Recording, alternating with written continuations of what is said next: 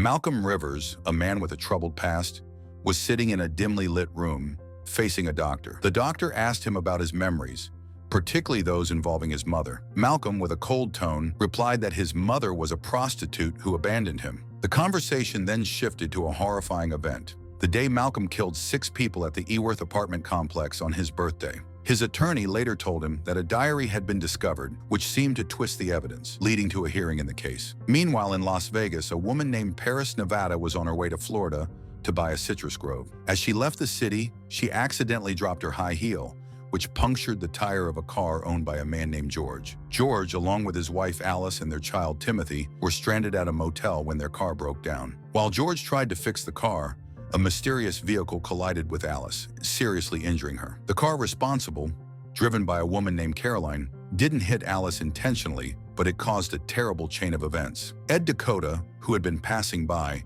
tried to help the family, but his phone was dead. Caroline, the driver, was also stranded in the storm. Paris, Nevada, was stuck as well, and all of them ended up in a nearby motel. The storm was so severe that the phone lines were cut off, and Larry, another person at the motel, tried to call for help, but couldn't get through. Ed Dakota took the injured Alice to the nearest hospital, leaving Caroline behind at the motel. As Ed made his way to the hospital, he encountered Paris, and the two continued on their journey together. However, things took a terrifying turn when Ed and Paris found themselves stuck in a flood. They managed to get help from a man named Luo and his wife Ginny, who also made their way to the motel. Larry, who was trying to find out what had happened, learned that Alice was staying in room number 4, but when he entered the room, it had mysteriously changed to number 9. In the meantime, Officer Rhodes arrived at the motel with a prisoner, Robert Maine, who was shackled and locked in a room. Rhodes, ever the troublemaker, tried to flirt with Paris while also hiding his own injuries. Robert Maine was in the middle of attempting to free himself from his cuffs when chaos began to unfold. Caroline, desperate to contact someone, left the motel and wandered too far into the desert.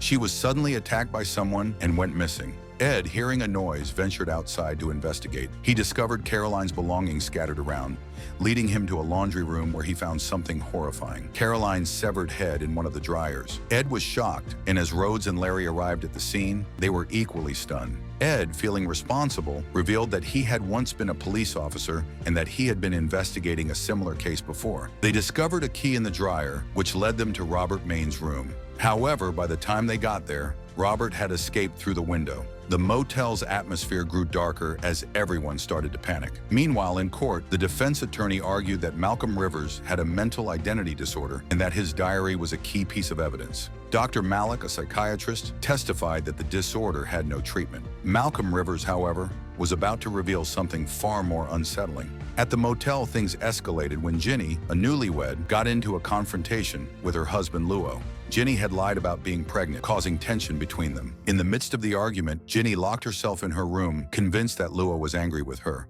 But when she opened the door, she saw a reflection of a man holding an axe, which caused her to jump out of the window. Paris managed to catch her, but when Rhodes and Ed arrived at the room, they discovered the lifeless body of Luo, murdered by an unknown assailant. Robert Maine, still on the run, found himself back at the motel he had just escaped from, as though the place itself was trapping him. Rhodes and Ed, determined to capture him, beat him up and tied him up. They realized that something was off, but before they could piece everything together, Ed's thoughts began to spiral. As the night unfolded, it became clear that something sinister was happening at the motel. The group was trapped in a web of mystery, with each new discovery leading to more confusion. Larry, one of the motel's guests, was hiding something. He seemed to be involved in some way, but no one could tell for sure.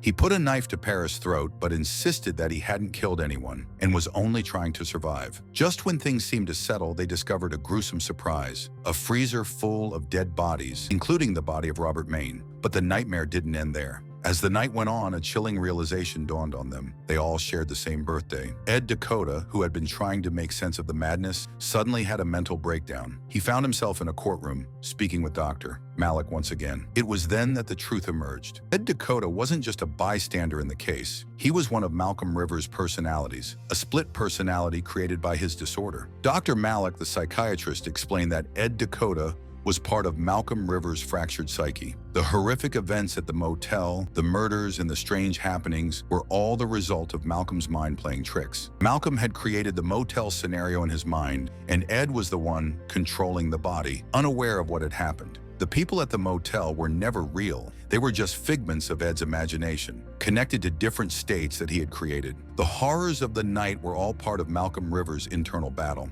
As the psychiatrist continued his explanation, Ed began to panic, unable to comprehend the truth. The nightmare, however, didn't end there. Officer Rhodes, who had been hiding his own dark secrets, murdered Larry, and his body was found in the trunk of a police car. Rhodes, now fully unraveling, chased Paris, who had already made her way to Ed Dakota. As the tension mounted, Paris tried to help Ed, but Rhodes shot him.